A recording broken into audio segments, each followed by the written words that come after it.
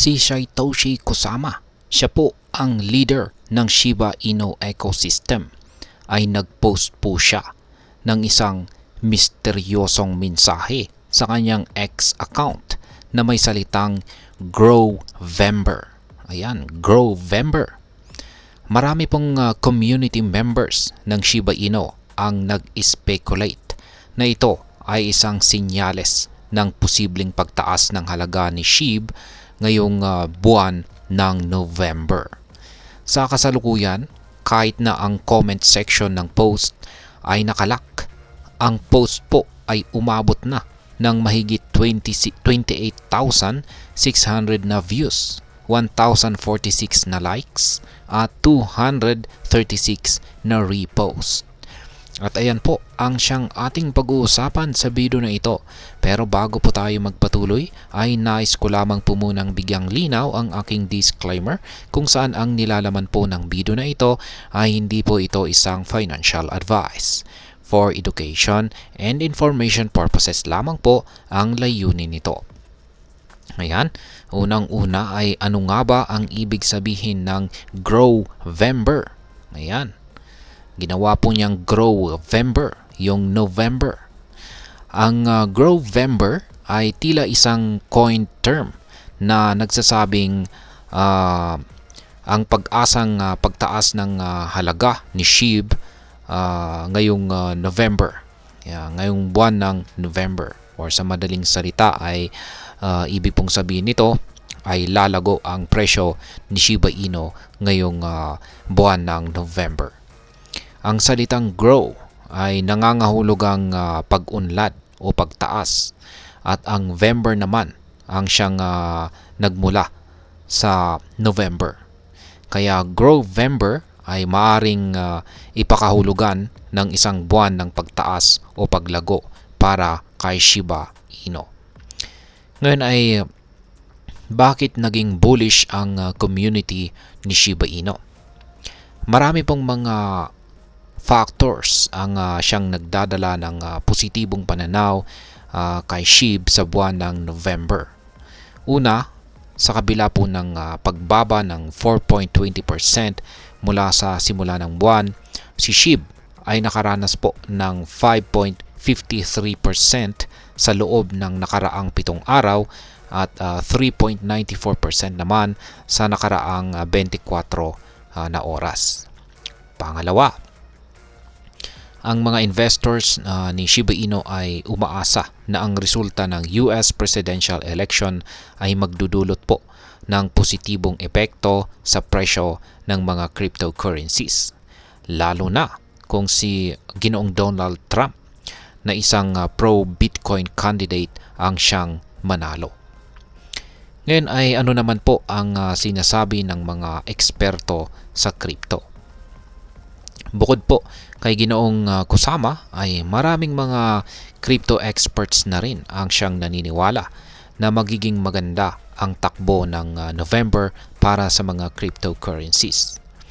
Ayon po kay Ginoong Oscar Ramos, isa po siyang kilalang figure sa community ni Shiba Inu, ay inaasahan niyang si Bitcoin ay makakamit nito ang kanyang bagong all-time high record ngayong buwan ng November. Kung mangyayari ito, maaaring positibong maapektuhan ang altcoin market at syempre kasama na po rito itong si Shiba Inu. Ngayon ay paano ang kasalukuyang performance ni Shiba Inu? Bagamat may konting pagbaba sa simula po ng November, ngayong buwan ng November, patuloy pa ring tumataas ang halaga ni SHIB. Ito ay nagpapakita na maraming investors ang nananatiling bullish at umaasang tataas pa ang halaga ni SHIB ngayong buwan. Ang posibleng pagkapanalo ni Ginoong Donald Trump sa nalalapit na eleksyon ay nakikita ng marami na makakapagdulot ng malaking pagtaas sa presyo ni SHIB at syempre sa ibang mga cryptocurrencies. Sa kabilang banda, kung si Madam Kamala Harris naman ang mananalo, maaaring maging negatibo ang epekto nito sa buong crypto market. Ngayon ay ano naman po ang posibleng mangyari ngayong buwan ng November?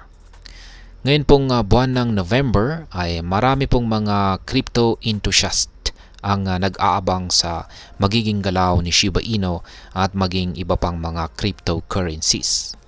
Sa misteryosong post po ni Ginoong Kusama, mukhang naniniwala siya na may magandang mangyayari kay SHIB ngayong buwan na ito.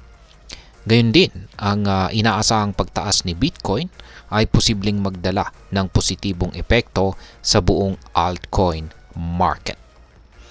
Ngayon ay ano naman po ang aking opinyon tungkol dito kay Shiba Inu ngayon pong buwan ng November. Sa akin pong sariling opinyon ay may malaking potensyal itong si Shiba Inu ngayong buwan ng November. Ang pagsasama-sama ng optimistic sentiments mula sa mga investors, ang posibleng positibong epekto ng US presidential election, at ang misteryosong Grovember, Grovember message ni Ginoong Satoshi Kusama ay mga indikasyon na maaari pong tumaas ang halaga ni SHIB.